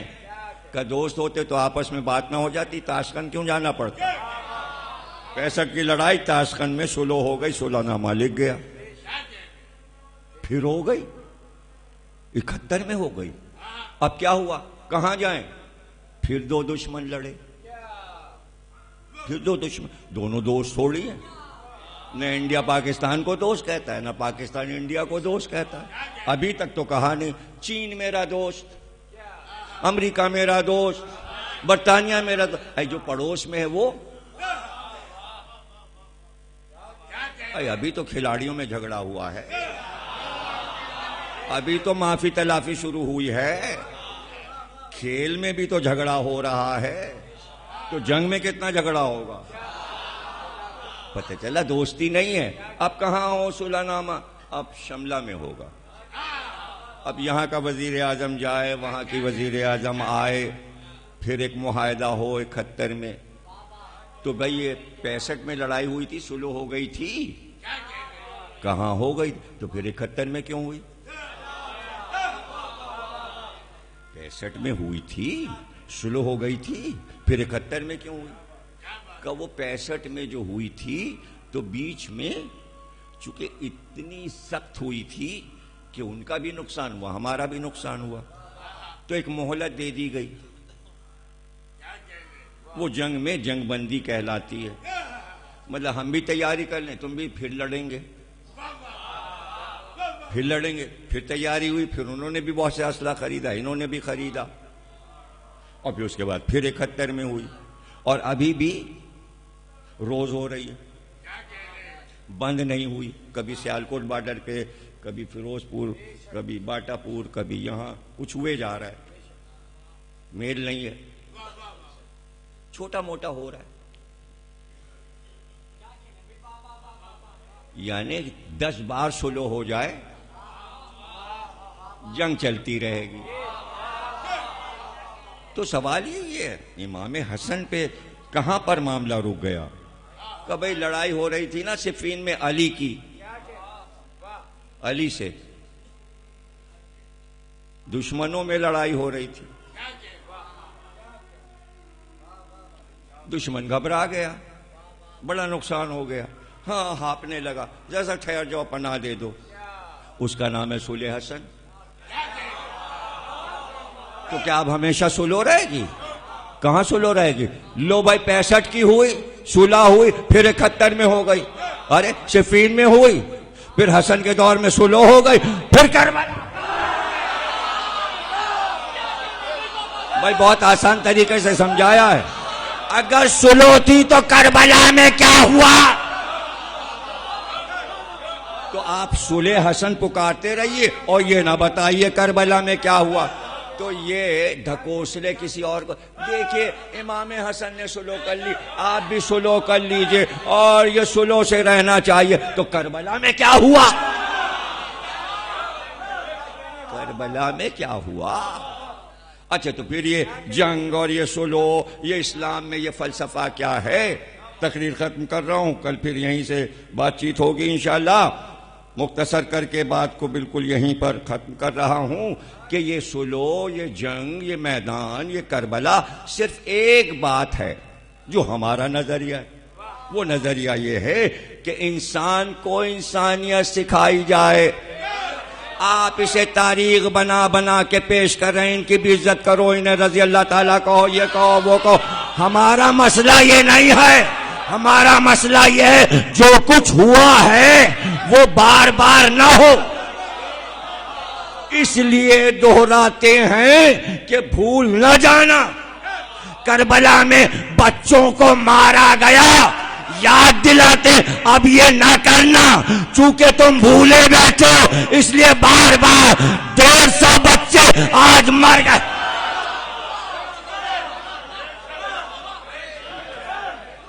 غلطی کس کی ہے؟ غلطی ان کی ہے جنہوں نے مارا، غلطی ان کی ہے جنہوں نے اپنے ملک کے لوگوں کو کربلا نہیں بتائی، جو تاریخ کربلا ہی نہیں جانتے ہیں، جو عاشور منانے کو تیار نہیں ہے، جو ذکر حسین کو سننا گوارا نہیں کرتے. سناؤ سناؤ سناؤ، کتابوں میں رکھو، پرائمری کلاسوں میں رکھو، کربلا انٹر میں رکھو، بی اے میں رکھو، یونیورسٹی میں رکھو، مدرسوں میں رکھو، یہ پڑھاؤ جہاد کچھ نہیں ہے، جہاد کا خاتمہ حسین پہ ہو گیا، اب جہاد نہیں ہے. جہاد اب نہیں ہے. اللہ کے آخری نمائندے حسین نے جہاد کیا. بس جہاد اسے کہتے ہیں جو توحید کے لیے ہو. جہاد اسے کہتے ہیں جسے اللہ قبول کرے. جہاد وہ ہوتا ہے جس میں کل کائنات اور کل دولت اللہ پر سے لٹا دی جائے. دوسروں کا گھر نہ لوٹو، اپنا لٹاؤ تو جہاد ہے. جہاد اسے کہتے ہیں. یہ ہے جہاد جو حسین نے کیا. حسین کے بعد 9 امام آنے والے تھے، لیکن حسین کے بعد کسی امام نے تلوار نہیں اٹھائی. حسین کے بعد کسی امام نے تلوار نہیں اٹھائی. کیوں؟ میر انیس نے کہا اس دبدبے سے، میر انیس کہہ رہے ہیں اس دبدبے سے زیر کیا روم و شام کو. حسین نے اس دبدبے سے زیر کیا روم و شام کو. حکم جہاد پھر نہ ہوا 9 امام کو. اب باطل سر نہیں اٹھا سکتا. باد کربلا جہاں سر اٹھائے گا نا زمانہ ظالم کہے گا. اس لیے کہ کربلا کے بعد پتہ چل گیا مظلوم کون ہے، ظالم کون ہے. جن بچوں کی مائیں رو رہی ہیں وہ مظلوم کہے جا رہے ہیں، جنہوں نے مارا وہ ظالم. یہی تو حسین نے سکھایا. اور جو ظالم ہوتا ہے وہ جھوٹا ہوتا ہے، اس پہ لعنت.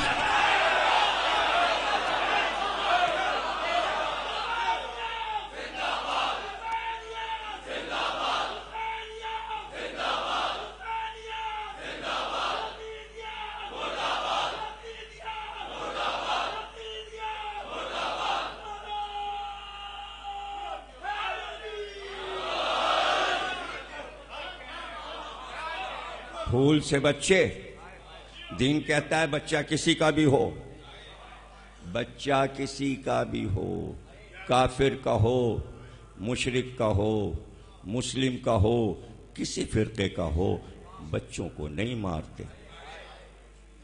بچوں کو نہیں مارتے. اہل بیت کے کردار میں کیا ہے؟ جنگیں کی، جہاد کیے. علی نے خیبر اکھاڑا تھا، گلے میں گھس گئے تھے. کیا یہودیوں کے بچے نہیں تھے؟ صرف اس کو مارا جو مقابل آیا یہ کہتا ہوا کہ میں بڑا بہادر ہوں. نہیں سمجھے آپ؟ اگر علی کے مقابل کوئی آ کے یہ کہہ دیتا میں بہت بزدل ہوں، علی کہتے واپس جاؤ. کچھ بھی نہیں سمجھے. جب وہ علی کے سامنے اکڑ کے کہتا ہے میں پورے عرب میں بہت بہادر ہوں، تو علی کہتے آ جا.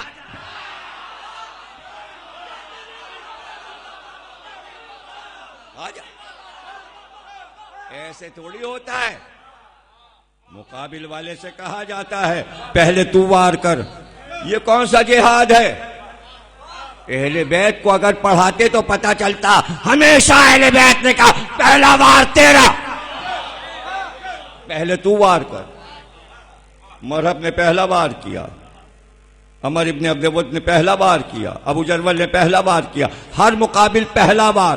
پھر علی کہتے تھے دوسرا وار میرا. یہ کیا چھپ چھپ کے وار؟ ارے بچے کہیں وار کر سکتے ہیں. علی نے باقاعدہ نہج البلاغہ رکھی ہے، اسی ملک میں چھپی ہے. چوتھے خلیفہ بھی کہا جاتا ہے. اور پھر ان کی کتاب کالجوں میں نہیں پڑھائی جا رہی. شرم کرے یہ ملک، شرم آنی چاہیے. اگر آج پڑھا رہے ہوتے علی کا یہ خطبہ کہ فوج جا رہی ہے اور علی کہہ رہے ہیں دیکھو خیال رکھنا کھیتیاں برباد نہ ہوں، دیکھو ابھی ابھی انہوں نے درخت بوئے ہوں گے، ایسا نہ ہو تمہارے گھوڑے کھیتوں سے دوڑیں اور درخت ان کے تباہ ہو جائیں اور ان کی فصل تباہ ہو جائے. شاہراہ پہ چلنا اور اس راستے پہ چلنا جہاں پانی ہو، تمہارے جانور پیاسے نہ رہ جائیں. اور دیکھو خیال رکھنا گاؤں پر اگر حملہ کرنا، شہر پہ حملہ کرنا تو جو بھاگ رہے ہوں ان کا پیچھا نہ کرنا، جو مقابل آئیں انہیں مارنا، بھاگنے والوں کا. اور دیکھو خیال رکھنا ان کی عورتوں کو گرفتار نہ کرنا، اور خبردار ان کے بچوں کو مارنا نہیں.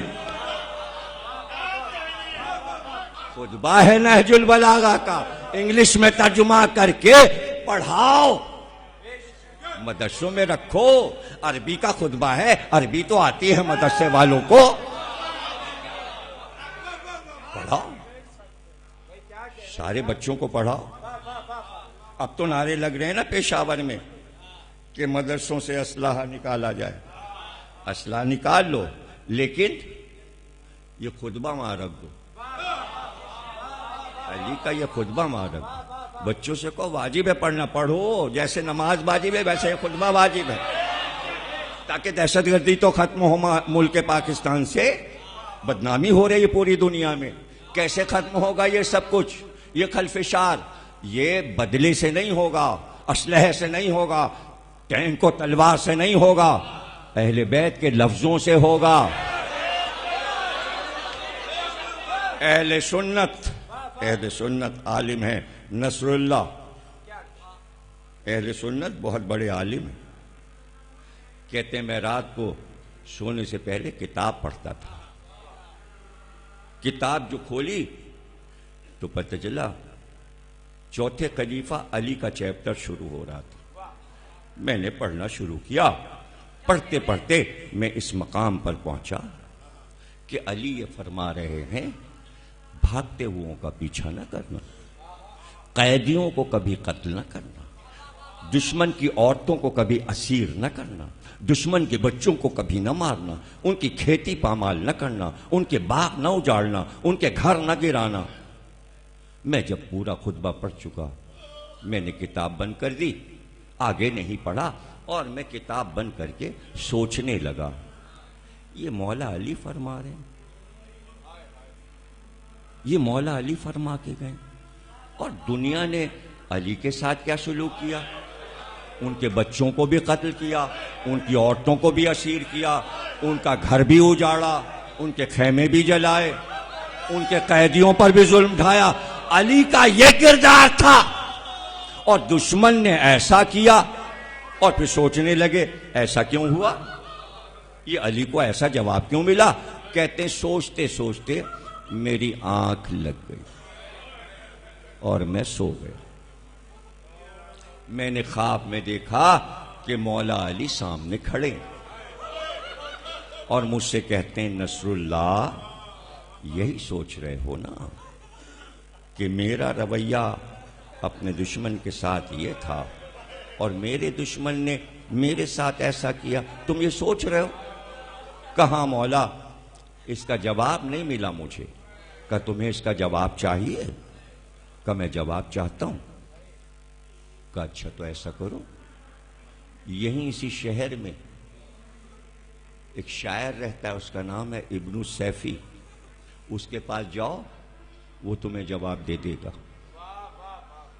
کہتے ہیں خواب میرا مکمل ہوا اور آنکھ کھل گئی, اور میں سوچنے لگا مولا میرے خواب میں آئے تھے, مولا میرے خواب, اور کیا کہتے تھے کہ تمہارے سوال کا جواب اس شاعر کے پاس ہے جو ابن سیفی ہے, عربی کا شاعر.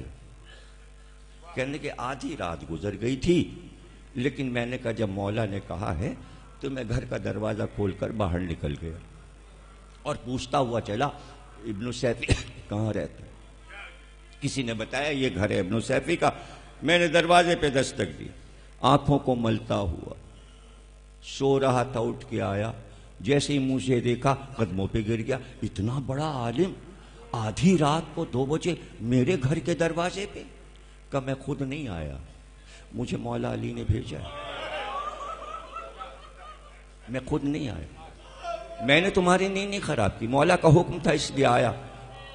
کہ مولا کا حکم تھا, کیا بات ہے, مولا کیا کہتے تھے؟ کہ میں یہ سوچتے سوچتے سو گیا تھا کہ علی نے کہا دشمن کی عورتوں کو اسیر نہ کرنا, بچوں کو قتل نہ کرنا, دشمن کا گھر نہ اجاڑنا. تو میں نے سوچا کہ مولا کے ساتھ تو یہ ہوا کہ ان کی عورتیں اسیر ہوئیں, ان کے بچے قتل ہوئے, ان کی عورتوں کو قیدی بنایا گیا. تو مولا خواب میں آئے, میں نے پوچھا اس کا کیا جواب ہے؟ تو مولا نے کہا ابن سیفی سے پوچھ لو. ایک بار ابن سیفی چیخیں مار کے رونے لگا. جب اس کے آنسو تھمے تو عالم وقت نے پوچھا روئے کیوں؟ کہ سونے سے پہلے 2 شعر کاغذ پہ آج ہی کہے تھے، اور ان دونوں شعروں میں اس تمہارے سوال کا جواب ہے۔ میرے شعروں کی خبر مولا کو ہو گئی، مولا کو پتا ہے میں نے اس سوال کا جواب اس میں نظم کیا، کہ جبھی تو مولا نے تمہارے پاس بھیجا ہے۔ بتاؤ ابن سیفی، اس کا جواب کیا ہے؟ کہ سنو، میں نے سونے سے پہلے ان دونوں اشعار میں یہ کہا تھا کہ مولا نے منع کیا کہ دشمن کا پیچھا نہ کیا جائے، عورتوں کو اسیر نہ کیا جائے، بچوں کو قتل نہ کیا جائے۔ تو میں نے پہلے شعر میں یہ کہا اور دوسرے میں یہ کہا کہ علی کے دشمنوں کے ظرف میں جو کچھ تھا وہ چھلکا، وہ چھلکا، جو علی کے ظرف میں تھا وہ چھلکا۔ جس کا ظرف اعلیٰ ہوتا ہے وہ دشمنی نہیں کرتا، وہ انسانیت پر قائم رہتا ہے۔ جس کا ظرف کم ظرف ہوتا ہے وہ کمینے پن پہ آمادہ ہوتا ہے۔ پوچھو تو مسلمانوں سے کہ وہ اعلیٰ ظرف ہے یا کم۔ یہ کربلا میں کیا ہوا؟ کربلا میں کیا ہوا؟ اور بعد کربلا کیا ہوا؟ اتنے بچے ذبح ہو گئے تو یہ حسین کے بچے ذبح ہوئے، اور جب یہی مسلمان عرب اور مدینے میں پھیل گئے تو اب حسن کی اولاد بچی تھی۔ دنیا سمجھتی تھی حسن کی اولاد تو محفوظ رہ گئی، لیکن رات کو ہارون رشید نے اپنے مشیر سے کہا، آج میں تمہیں ایک بات بتانا چاہتا ہوں اور میں تمہیں دکھانا چاہتا ہوں۔ لے کر تہخانے میں گیا، کہتا ہے میں اندر گیا تو کئی ہزار انسانی ڈھانچے پڑے تھے، سر کٹے ہوئے پڑے تھے، اعضا کٹے ہوئے پڑے تھے۔ میں پریشان ہو گیا کہ تمہیں پتہ ہے اس تہخانے میں اولاد حسن گرفتار تھی، میں نے سب کو بند کر کے رکھا تھا۔ پھر ایک دن میں نے جلاد کو حکم دیا، میرے سامنے سب کے گلے کاٹنا شروع کرو۔ میری نگرانی میں اولاد حسن کے ان بچوں کو کاٹا گیا، ان کے اعضا کاٹے گئے۔ یہ انہی کی لاشیں ہیں، یہ اولاد امام حسن سے ہوا، یہ حسن کے بچوں سے ہوا۔ مائیں کہتی تھیں بچوں سے، میرے لال کہیں چھپ جاؤ، زمانہ دشمن ہے، گھر سے نہ نکلنا، رات میں سفر کرنا، دن میں سفر۔ اور دیکھو چہرے بڑے حسین ہیں، یہ زلفیں کٹوا دینا تاکہ پہچان نہ ہو کہ سادات کے بچے ہو۔ چہرے کو میلا رکھنا، خاک سر پہ ڈال لینا تاکہ چہرے کا نور ظاہر نہ ہو۔ کہاں کہاں چھپتے تھے بچے، لیکن بغداد کا قصر بن رہا تھا اور حکم یہ تھا کہ سادات کے بچوں کو لایا جائے اور گارا جو بنایا جائے مٹی کا، اس میں سادات کا بچہ کاٹا جائے اور خون سے گارا بنے اور پھر دیوار اٹھے۔ قصر بغداد میں حسن کی اولاد کو لہو پلا دیا گیا۔ بچہ 11 سال کا تھا، بہت خوبصورت تھا، پکڑ کے لایا گیا تھا کہ آج دیوار میں چنا جائے گا۔ معمار دیوار اٹھاتا جاتا تھا اور روتا جاتا تھا، میں لاچار ہوں شہزادے، مجھے معاف کرنا، اگر میں تمہیں چھوڑ دوں گا تو میرا گھر اجاڑ دیا جائے گا، میرے بچے مار دیے جائیں گے، میرا نام و نشان مٹا، میں کیا کروں شہزادے، مجھے معاف کر دینا۔ یہاں تک کہ گردن تک اینٹیں آ گئی تھیں کہ ادھر سے ایک مسافر گزرا۔ شہزادے نے آواز دی، بھائی ایک بات تو سن لے۔ وہ ٹھہر گیا کہ دیکھو میں زیادہ دیر نہیں ٹھہر سکتا، اگر سپاہیوں کو پتا چلا تو گردن کاٹ دی جائے، جلدی کہو کیا کہنا۔ کا اتنا سا پیغام ہے، مدینے جانا اور پوچھتے ہوئے جانا کہ محلہ بنی ہاشم کہاں ہے، اور وہاں جا کر میری ماں سے کہنا بیٹا واپس نہیں آئے گا، اماں اب انتظار نہ کرنا، اب انتظار نہ کرنا اماں۔ اس نے گھبرا کے کہا میں کیسے جانوں گا کون سا گھر تمہارا ہے اور کہاں تمہاری ماں رہتی ہے؟ تو بچے نے رو کر کہا جب محلہ بنی ہاشم میں جاؤ گے نا تو ایک گھر سے مسلسل رونے کی آواز آئے گی، میرے لال تم کہاں چلے گا؟ وہی میرا گھر ہے اور جو رو رہی ہے وہ میری ماں ہے، وہ میری ماں ہے۔ لو تقریر کے آخری جملے اولاد حسن کا ذکر ہے، چونکہ روزانہ مصائب میں امام حسن کا ہی ذکر ہوگا، ابھی تابوت برآمد ہوگا، حسن کا ذکر ہو اور حسین کا ذکر نہ ہو۔ کہتا ہے ناقے سوار کہ میں ناقے پہ بیٹھا ہوا تھا اور میں مدینے میں داخل ہوا، ایک گلی میں میں نے اپنے اونٹ کو داخل کیا، ایک بار میرا اونٹ چلتے چلتے رک گیا، میں اونٹ سے اتر گیا، میں نے دیکھا اونٹ گردن جھکائے ہوئے آنسو بہا رہا تھا۔ میں نے سامنے دکاندار سے پوچھا، اے بھائی یہ گھر کس کا ہے؟ یہ گھر کس کا ہے؟ کہا کیوں؟ کہا اس لیے کہ یہاں سے ایک رونے کی آواز آ رہی ہے، اس آواز پر میرا ناقہ رک گیا اور یہ بھی رونے لگا۔ یہ کیسی دردناک آواز ہے جسے سن کر جانور رونے لگا؟ کہ مدینے میں نیا آیا ہے؟ کہاں پہلی بار آیا ہوں۔ کہ تجھے نہیں معلوم یہ مادر علی اکبر ہے، یہ ام لیلا جو رات بھر روتی ہے دن بھر اور ایک صدا آتی ہے، ولد علی اکبر، میرے جوان لا علی اکبر، ماں پکار، ماتم حسین۔